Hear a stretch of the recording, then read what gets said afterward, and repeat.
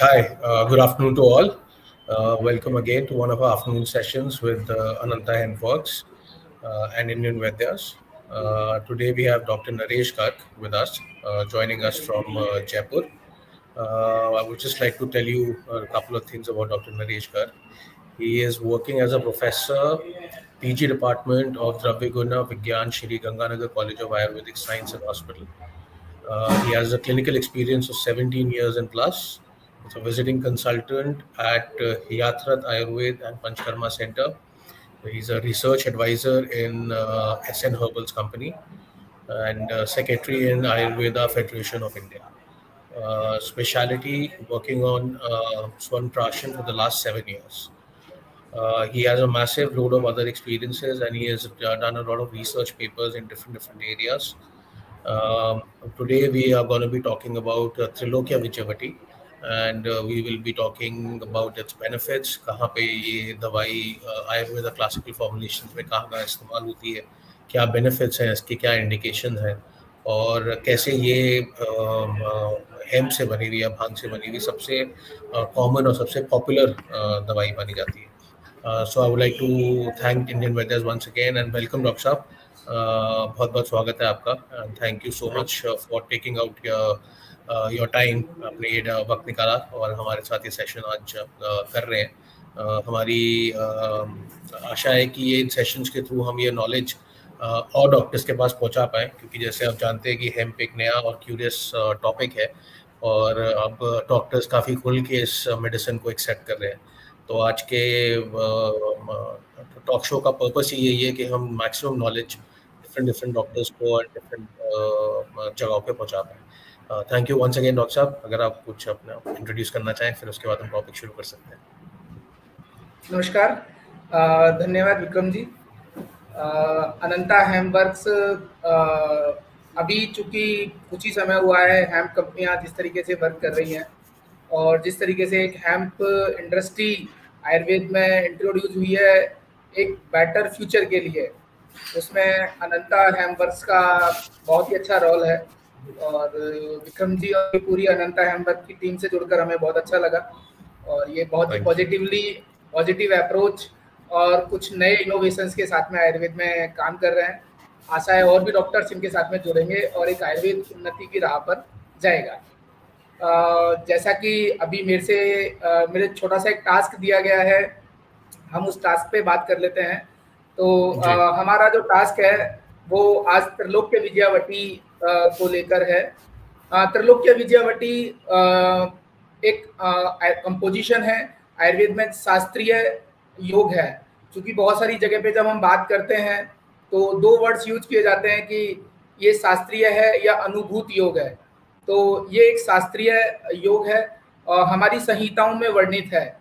This is not a patent drug. बहुत सारे लोगों के मन में अभी भी धारणा है कि हेम्प की जितनी भी मेडिसिन है वो सभी की सभी पेटेंट ड्रग हैं. ये पेटेंट ड्रग नहीं है, अनुभूत औषधि नहीं है, ये शास्त्रों में वर्णित है.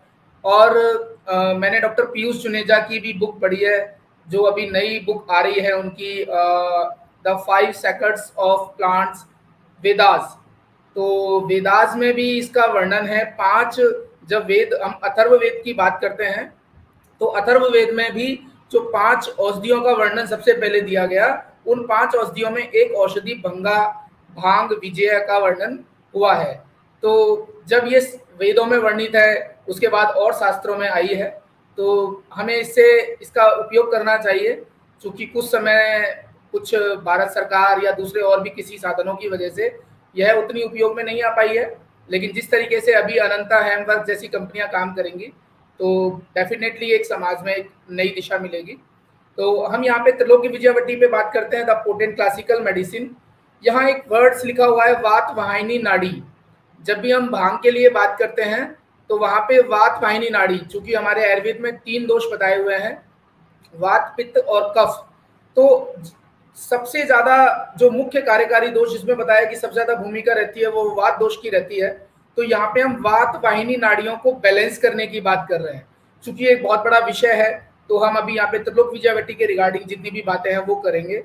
और एक ड्रग प्रोवाइडिंग आशुकारी गुण का वर्णन जो है वो सुश्रुत ने किया, जहाँ पे चरक ने 40 गुण बताए, आयुर्वेद में 20 गुण बताए, उनके बाद में उसी में सुश्रुत ने एक गुण आशुकारी गुण अलग से ऐड किया।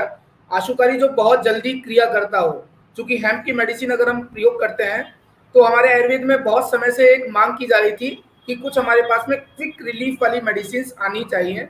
तो क्विक रिलीफ के लिए बहुत जल्दी अगर कोई मेडिसिन हमारे लिए उपयोगी है तो उनमें भांग है, और हम उसका यूज करके देखेंगे तो बहुत ही अच्छे रिजल्ट्स मिलते हैं।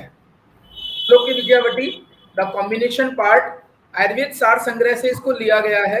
और जो त्रिलोक की विद्यावटी है अनंता हेम्पवर्क्स की, मैं यहाँ पे स्पेशली इसलिए बात कर रहा हूँ कि उनका जो कॉम्पोजिशन है वो विजिया, जिसको कैनाबिस सटाइवा हम इंडिया में कुछ लोग कैनाबिस इंडिका भी बोलते हैं, उसकी ड्राइड लीव्स यहाँ पे ली गई है।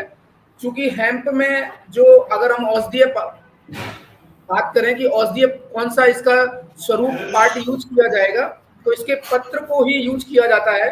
इसकी मंजरी, जिसको गांजा बोला जाता है, चरस बोला जाता है, उसका यूज नहीं किया जाता है। तो हम यहाँ पे औषधीय भंगा की बात कर रहे हैं, औषधीय विजिया की बात कर रहे हैं, जो कि उसके पत्र से लिया जाता है। और दूसरा पार्ट जो है वो 125 mg वंश लोचन बैम्बूसा अरंडोशिया, बैम्बूसा बांस की जो जड़ है उनसे मिलता है, और इसमें एक्सीपिएंट्स मिले हुए हैं। हम विजिया का यदि भांग का रेफरेंस की बात करें, एक चीज मैं डॉक्टर इसमें बताना चाहूंगा, ये जो 125 है ये डबल स्ट्रेंथ के अंदर मानी जाती है, राइट? अदरवाइज इसकी जो क्लासिकल फॉर्मुलेशन लिखी हुई है वो 62.5 mg की लिखी हुई है, जस्ट टू क्लैरिफाई।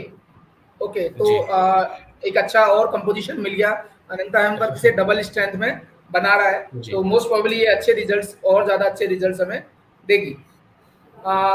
भाव प्रकाश निघंटु, जो कि आयुर्वेद का मुख्य निघंटु माना जाता है, जिसमें औषधीय पादपों का वर्णन जो किया गया है, उसमें भंगा का वर्णन किया गया है। भंगा के कुछ पर्याय के साथ में यहाँ पे उसके पर्याय दिए हैं, गंजा, मातुलानी, मादनी। यदि हम इन पर्यायों को देखें तो ये सब ऐसे लगते हैं कि जो नशे वाले हैं। जनरली जो समाज में एक भ्रांति है वो भी इसी को लेके है। लेकिन यदि और पर्यायों पे जाएं, विजया और जया, जो सबको जीत ले, तो जीतने के लिए, चूंकि सबसे पहले हम जीतना किसको है, मन को जीतना होता है हमेशा, शरीर तो साथ में चल ही देगा। तो मन को जीतने के लिए यदि हम प्रयोग करेंगे तो सबसे अच्छी भंगा उसमें कार्यकारी द्रव्य होता है। तो यहाँ पे उसके लिए और भी लिखे हैं, हम इनको इसी के साथ में, जब इसके गुण यहाँ पे एक विशेष में नाम लिखना, जब यहाँ पे लिखा भाव प्रकाश निघंटु ने, तो वहां पे एक वर्ड यूज किया, मोह, मद, वाग, वन्नी, वर्धनी। तो मोह, चूंकि मोह को बढ़ाती है तो इसकी डोज जो है वो बहुत स्पेसिफिक है, इसीलिए हम बार बार बात करते हैं मेडिकल कैनाबिस की। तो इसका जो प्रयोग है वो चिकित्सक के द्वारा ही करना चाहिए। अगर हम मात्रा ज्यादा कर लें तो उससे ये प्रॉब्लम बढ़ सकती है।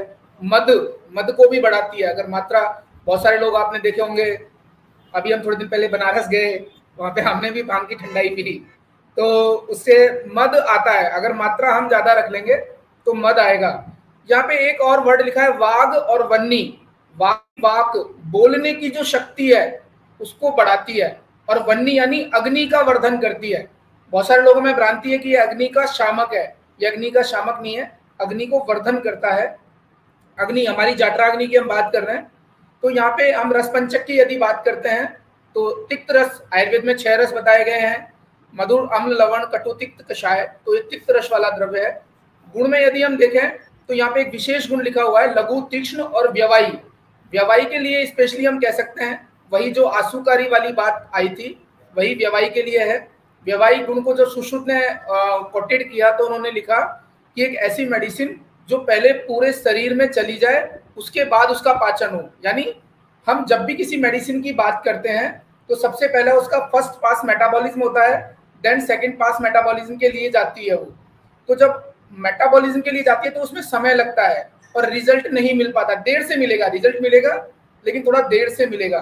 तो यहाँ पे हमने व्यवाही गुण की जब बात की तो व्यवाही गुण की वजह से वो तुरंत रिजल्ट देने वाली होती है।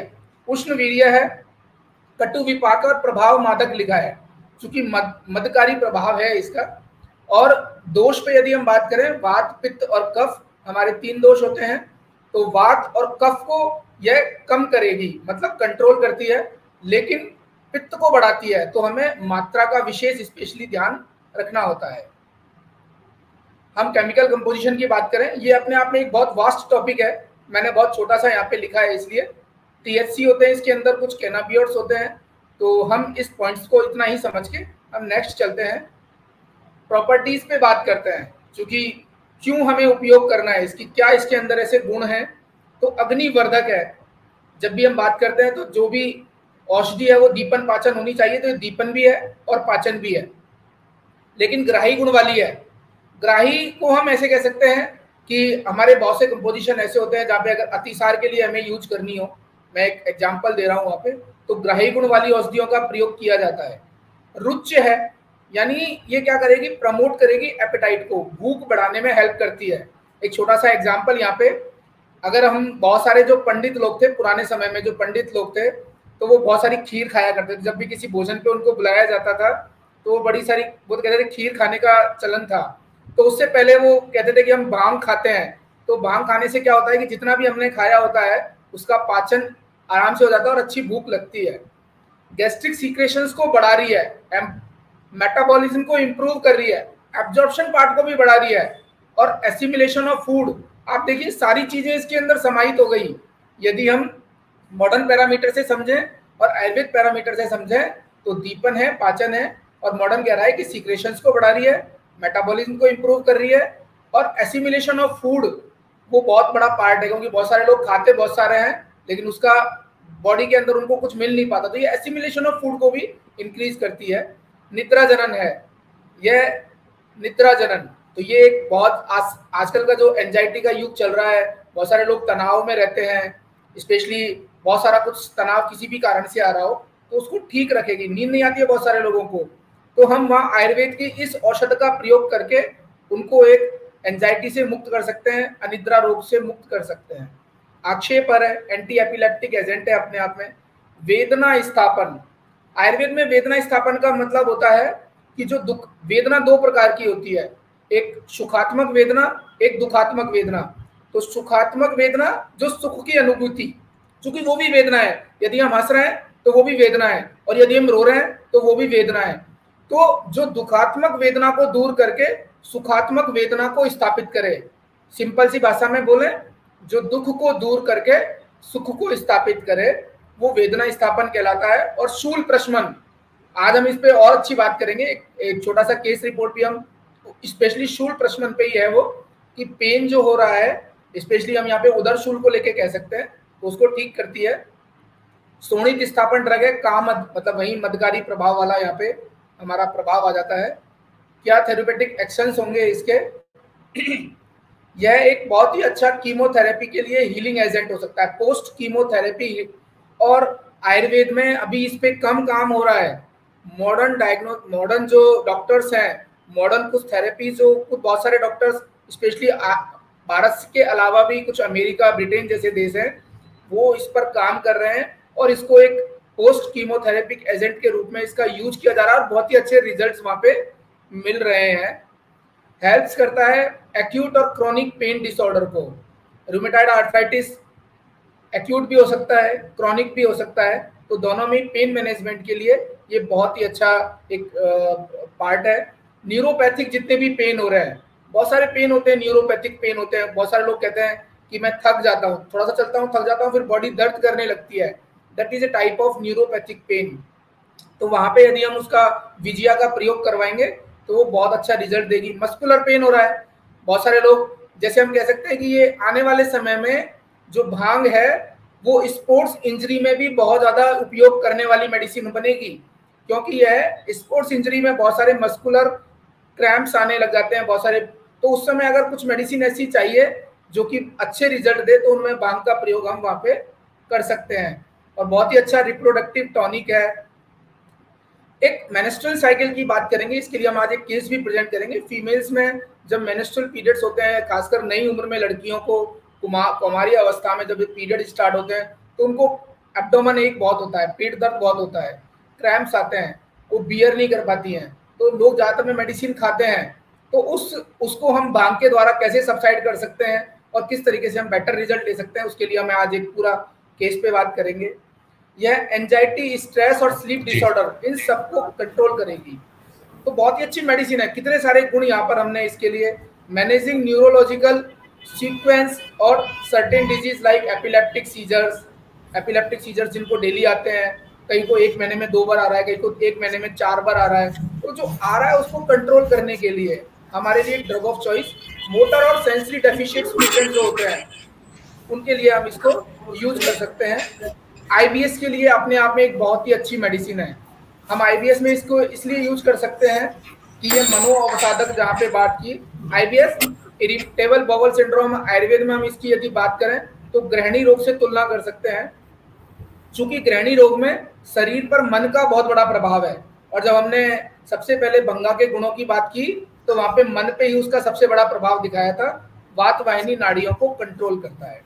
तो बहुत ही अच्छे रिजल्ट्स हमें मिल सकते हैं। The second drug is the bamboo वंशलोचन।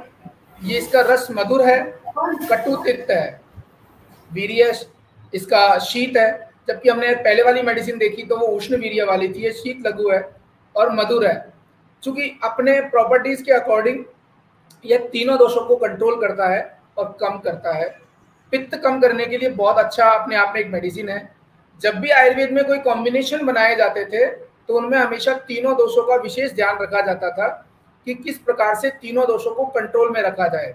तो त्रैलोक्य विजयावटी इसीलिए कॉम्बिनेशन बना कि भांग जो है जो वात और कफ को बढ़ा लेकिन पित्त को बढ़ाता है, तो उसको कंट्रोल में रखने के लिए और एक गुणों की वृद्धि करने के लिए यहाँ पे वंशलोचन उसमें ऐड किया गया है। प्रॉपर्टीज बल्य है, बहुत सारे लोग वंशलोचन बचपन में बहुत सारे बच्चों को हम जनरली खिलाते हैं, घर में लाते हैं वंशलोचन, क्योंकि जिनको भी कैल्शियम डेफिशिएंसी होती है तो घर में बच्चों को डॉक्टर जनरली बोले जाते थे पहले गाँव में कि आप लाके वंशलोचन घर पे रख लीजिए, क्योंकि इसका स्वाद मिट्टी जैसा होता था, खाने में भी वो मुंह में लगता था, तो बच्चे लोग खा लेते थे और उससे उसकी कैल्शियम डेफिशिएंसी भी कंप्लीट हो जाती थी। तो ये कैल्शियम डेफिशिएंसी के लिए बल्य है, ताकतवर है। पोटेंट रिजुविनेटर, मैं इसकी पोटेंट रिजुविनेटर की पॉलिसी को अगर हम समझें तो शीतोपलादी चूर्ण जो है वो हमारे कास रोग का अधिकार का द्रव्य है, राजयक्षमा में आता है। वो राजयक्षमा को हम अगर कोरिलेट करें ट्यूबरक्लोसिस से, तो ट्यूबरक्लोसिस को 6 रोग बताया है। तो रिजुविनेटर, क्योंकि जितने भी 6 रोग होते हैं जहाँ पे बॉडी जो है पहले से बहुत ज्यादा डिमिनिश हो चुकी है, तो वहां पे रिजुविनेशन की बहुत ज्यादा जरूरत होती है, बुढ़ापे में जरूरत होती है। या हम च्यवनप्राश की बात करें या जितने भी हमारे कंपोनेंट बनते हैं, च्यवनप्राश बने, द्राक्षावले बने और दूसरे अवले जितने भी बनते हैं, तो उनमें च्यवन जो वंशलोचन जो होता है एज ए प्रक्षेप द्रव्य, मतलब उसमें ऐड किया जाता है, क्योंकि वो बहुत ही अच्छा रिजुविनेटर है और नॉर्मल भी आप इसको यूज कर सकते हैं। बहुत अच्छी सेल्स को इंक्रीज करता है, मतलब रिजुविनेशन जो सेल्स की प्रोसेस है उसको मतलब एनहेंस करेगा, एक्टिविटी को एनहेंस करेगा। छेदन है, एक पोटेंट डीमलिसेंट, इसको हम ऐसे कह सकते हैं यहाँ पे कि हमने जब मेनोरेजिया में बात की, मेट्रोरेजिया में बात की कि जहाँ पे लेडी जो है उसका आर्तव नहीं निकल पा रहा है, तो वहां पे हमें एक छेदक यानी प्रवर्तक द्रव्य चाहिए। तो छेदन या प्रवर्धन द्रव्य के रूप में यहाँ पे वंशलोचन को यूज किया जाता है। हम इसको ऐसे भी बोल सकते हैं, चूंकि एक हमारा दूसरा जाति फलादी चूर्ण यहाँ पे एक मेडिसिन बनती है, उसमें भी हम देखें तो वहां भी वंशलोचन है और वो भी एज ए छेदन के रूप में ही वहां पे यूज आ रहा है, क्योंकि वो कफ को बाहर निकालने में काम करेगा। तो कोई चीज जमी हुई है उसको बाहर छेदन के रूप में निकालना। और प्रींगण द्रव्य है, अभी हमने नरिशमेंट की बात करी, छोटे बच्चे को नरिशमेंट देना है तो उसके लिए हम इसको यूज करते हैं। ज्वरग्न प्रॉपर्टी का काम करता है, श्वासहर है और बहुत सारे आप इसके बड़े सारे इफेक्ट यहाँ पे देखने को आते हैं। क्या कहाँ यूज कर सकते हैं?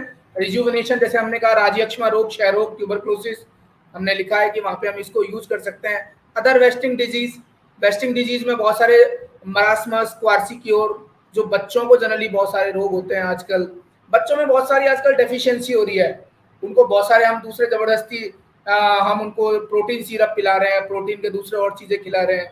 आप एक बार वहां पे वंशलोचन भी प्रयोग करके देखेंगे, या हम कहें कि यहाँ पे हम कुछ भांग का कुछ देख के कॉम्बिनेशन बच्चों के लिए भी अगर हम ऐसा कुछ बना सके तो वो बहुत अच्छा रिजल्ट देने वाला हो सकता है। रेस्पिरेटरी स्ट्रेंथिंग और प्रोटेक्टिव एक्शन जितने भी हैं उसके लिए बहुत अच्छी मेडिसिन है अपने आप में। ब्लीडिंग डिसऑर्डर के लिए बहुत अच्छी मेडिसिन है, वो अभी हम बात करेंगे। और जितने भी जेनिटो यूरिनरी सिस्टम है उनको बहुत अच्छा एनहेंस कर, मतलब उनकी फंक्शनलिटी जो है, उनके फंक्शन कहीं भी डिस्टर्ब हो रहे हैं, उनको ये ठीक करता है और गैस्ट्रोइंटेस्टाइनल डिजीज जो है उनको भी इम्प्रूव करता है, ठीक करता है उनको। तो हम त्रिलोक्य विजयवती के इंडिकेशन की बात करते हैं।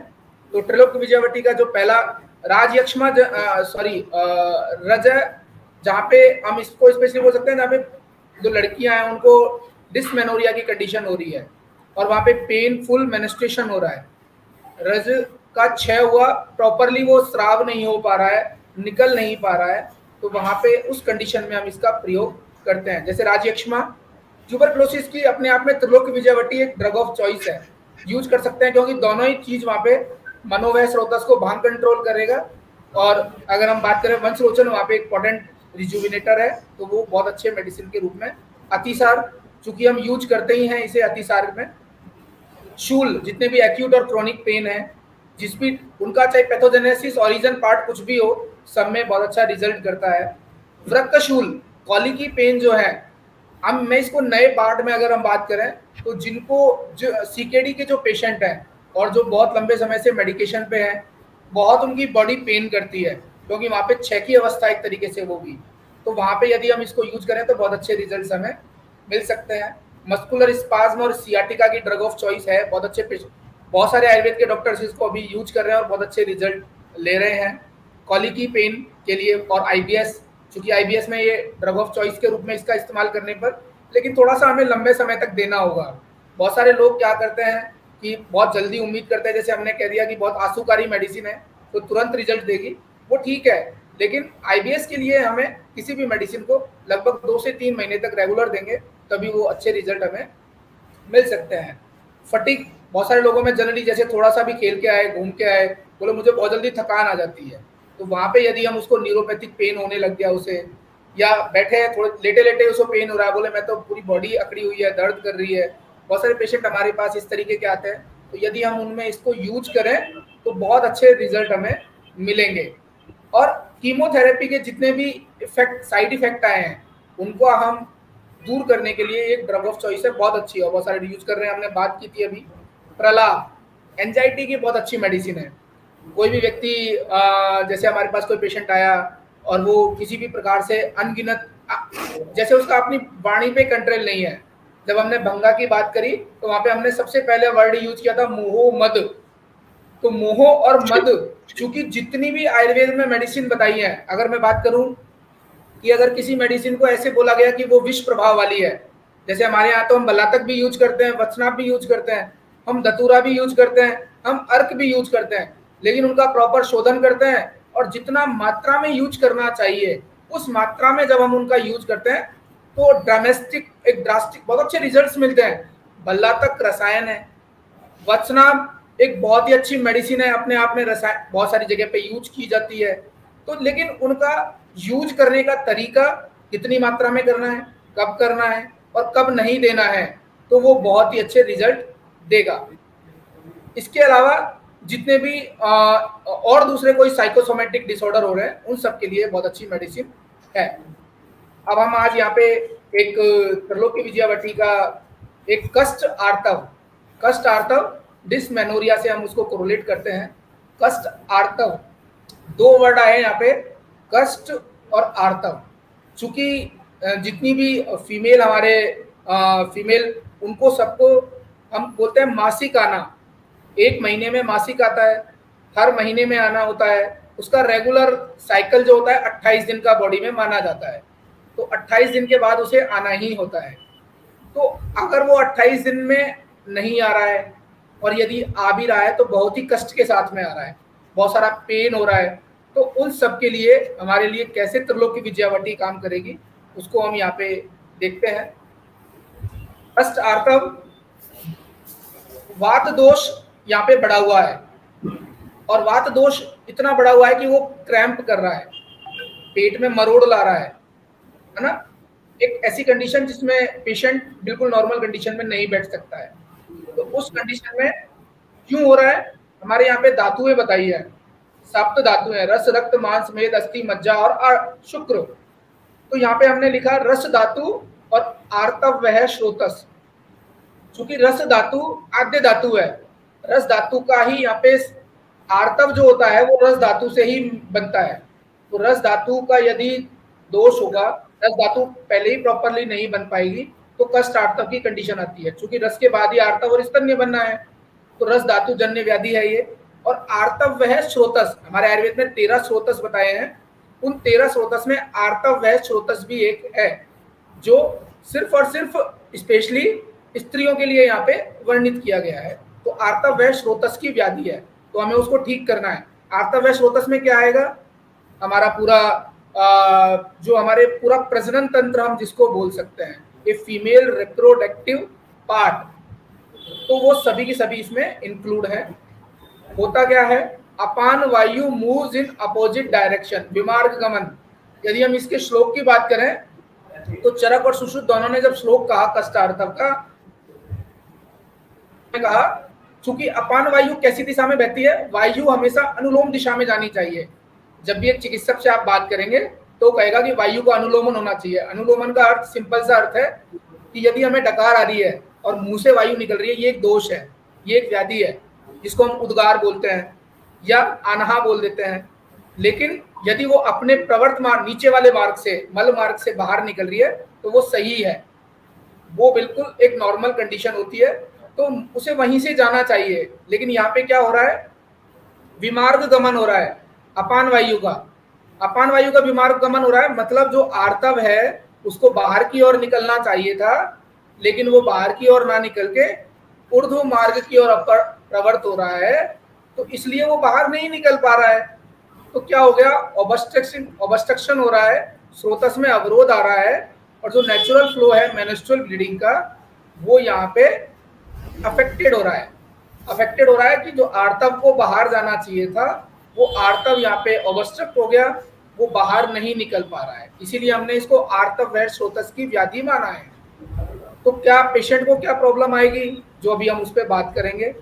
तो एक पेशेंट, सेम ऐसी पेशेंट जो है वो यथार्थ आयुर्वेद क्लिनिक पर आई, और उसके जो मेन सिम्टम्स थे, पूरी बॉडी में पेन था, स्लीप डिस्टर्बेंस थी, क्योंकि सो ही नहीं पा रही थी। तो हम पेशेंट की केस हम देख लेते हैं। उसका name Anjali, 17 year, unmarried patient है।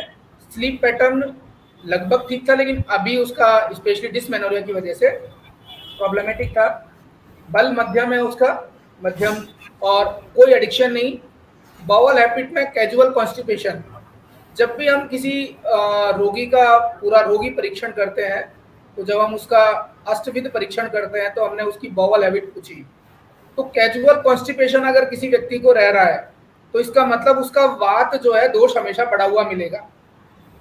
चूंकि यह वात दोष की व्याधि है, तो जनरली अगर कोई पेशेंट कह रहा है कि मैं कभी तो ठीक तरह से फ्रेश हो पाता हूँ और कभी फ्रेश नहीं हो पाता हूँ, कभी 2 बार जाना पड़ रहा है, कभी 3 बार जाना पड़ रहा है, और कई बार तो शाम को भी 2-2, 3-3 बार जाना पड़ जाता है, तो उसको हम जनरल भाषा में, लेकिन वो ऐसा कहता है कि मुझे हमेशा नहीं रहता, महीने में 5-6 दिन हो जाता है या महीने में 8-10 दिन हो जाता है। तो व्यक्ति क्या होता है, जब लंबे समय से इन सब चीज़ों को झेल रहा होता है ना, तो वो इसके लिए कैजुअल हो जाता है, उनको इन सब चीज़ों से कोई फर्क नहीं पड़ता, वो अपनी लाइफस्टाइल में इसको मॉडिफिकेशन कर लेता है और इनके साथ ही जीने लग जाता है। तो कैजुअल कॉन्स्टिपेशन है उसे। तो लेकिन हमारे यहाँ पे अगर कैजुअल कॉन्स्टिपेशन आ गया, दैट मीन्स एक व्याधि की उत्पत्ति हो चुकी है।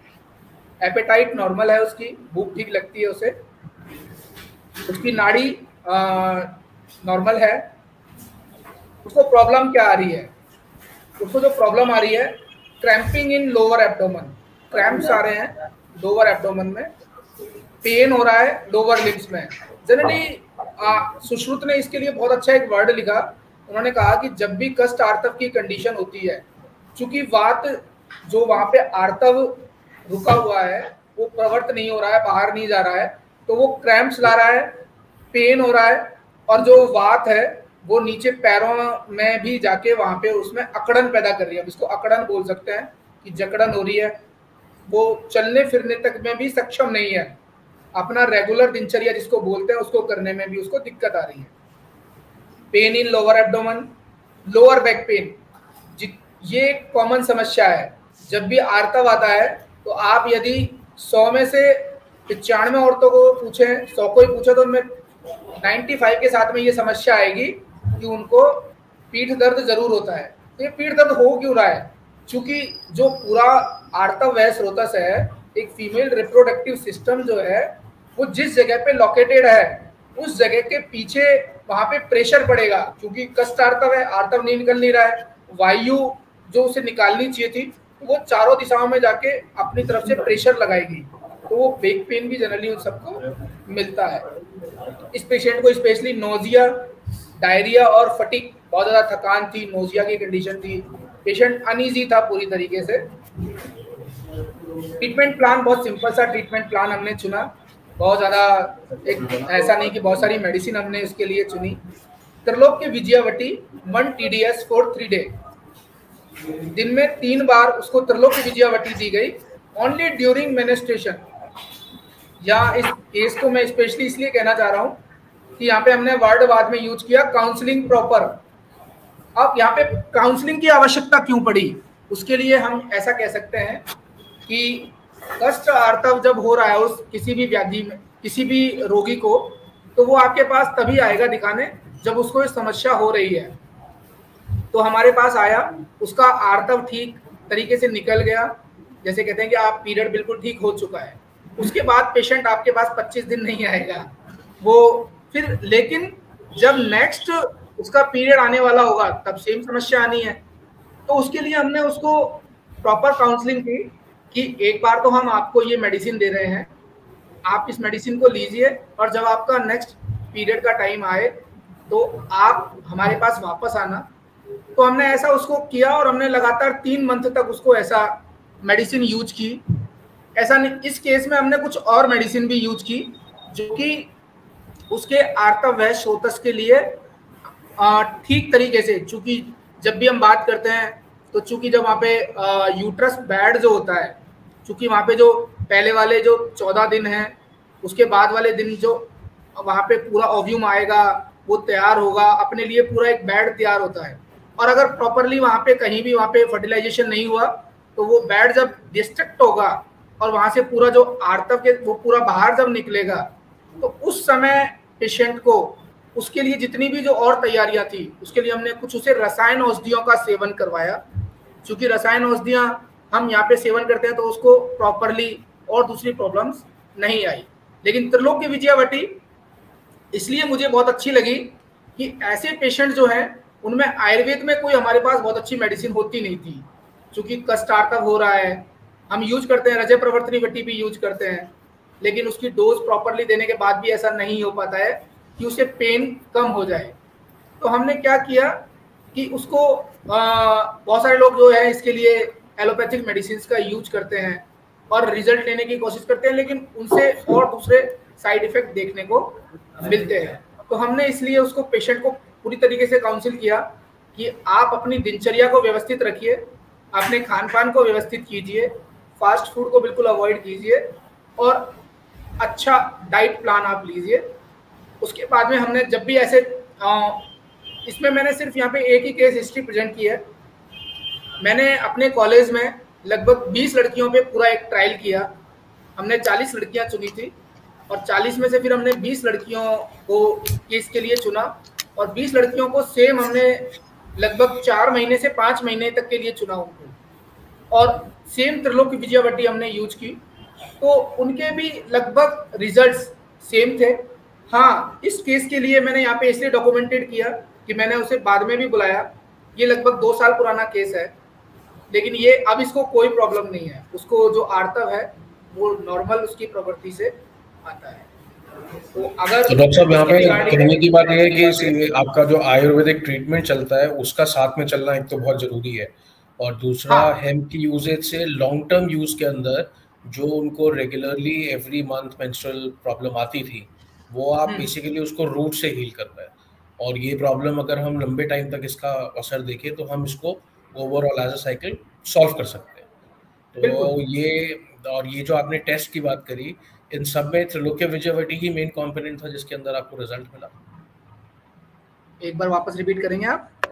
मैं कह रहा हूँ आपने जो ये अभी 20 केस स्टडीज की बात करी थी कि आपने जो करा हाँ, था उनका भी सेम प्रोसेस था, और जो त्रिलोक्य विजयवटी थी वही मेन दवाई रही थी उसके अंदर ट्रीटमेंट के अंदर? हाँ बिल्कुल सेम त्रिलोक्य विजयवटी ही हमने उनमें यूज की।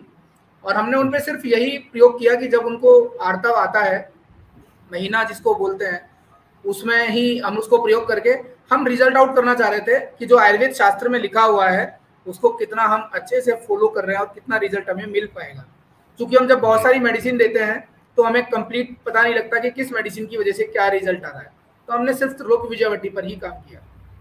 जी, तो डॉक्टर साहब आपकी जनरल प्रैक्टिस के अंदर मतलब एक तो हम इनकी बात कर रहे हैं, इस पे हमने भी बहुत अच्छे रिजल्ट्स देखे हैं अपने डॉक्टर्स के साथ, स्पेशली मेंस्ट्रुअल साइकिल्स के अंदर या जनरल पेन मैनेजमेंट में। आपकी एवरीडे प्रैक्टिस के अंदर आप त्रिलोक्य विजयवटी इस इंडिकेशन के अलावा आपको और किन किन इंडिकेशंस के अंदर आपको लगता है कि इनके बेटर रिजल्ट्स मतलब रिजल्ट्स अच्छे रहते हैं? मेन कौन कौन सी इंडिकेशन ऐसी रहती हैं आपकी अपनी प्रैक्टिस के पर्सनल? मैं हेम्प रिलेटेड मेडिसिन की बात करनी है, हमें सिर्फ त्रिलोक विजयवटी की बात करनी है। जी जी, त्रिलोक्य विजयवटी। नहीं, हमें त्रिलोक विजयवटी मुझे इंसोम्निया में इसके बहुत ही अच्छे रिजल्ट मिले और मैंने वहाँ पे सिर्फ 1 OD भी इसको यूज किया है, सिर्फ रात के समय पेशेंट को दूध के साथ में दिया और पेशेंट ने अगले दिन बोला कि बेटर फील किया और लगभग उनको 1 से 2 महीने तक रेगुलर यूज करने के लिए दिया तो उन्होंने बेटरमेंट फील किया।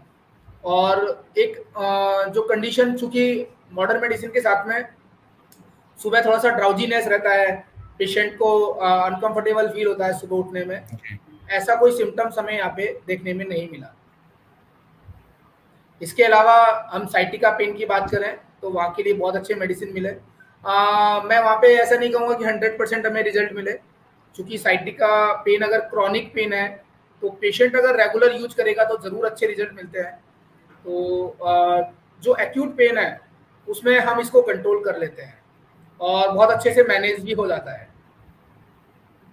जी, नहीं आपने दोनों त्रिलोक्य विजयवटी दोनों जो इंग्रेडिएंट्स हैं उसके ड्राइड लीफ भांग के जो हैं और जो वंश लोशन की हम बात करें, आपने बहुत डिटेल में इस प्रेजेंटेशन में समझाया और आई थिंक यही एक नॉलेज का और एक एक्सपीरियंस का थोड़ा फ़र्क रहता है। हम भी जब डॉक्टर्स के पास जाते हैं तो हमारे पास ऐसे ही क्वेश्चन पुट अप होते हैं कि जो इंग्रेडिएंट्स हैं वो किस कंडीशन में यूज़ करने चाहिए, किस कंडीशन में यूज़ नहीं करने चाहिए, किन के अंदर रिजल्ट्स हैं, किसके अंदर रिजल्ट्स नहीं है। तो thank you so much doctor साहब, आपने ये टाइम निकाल के इसको थोड़ा डिटेल में समझाया।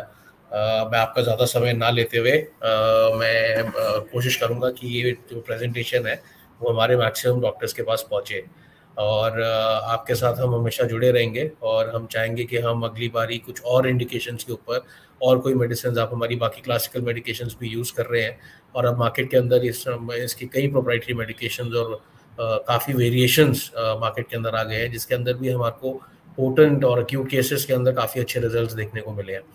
तो मैं चाहूँगा कि हम बात करके अगली बारी कोई ऐसा टॉपिक उठाएं जिससे और डिफरेंट टाइप की नॉलेज हमारे डॉक्टर्स को प्रोवाइड हो पाए।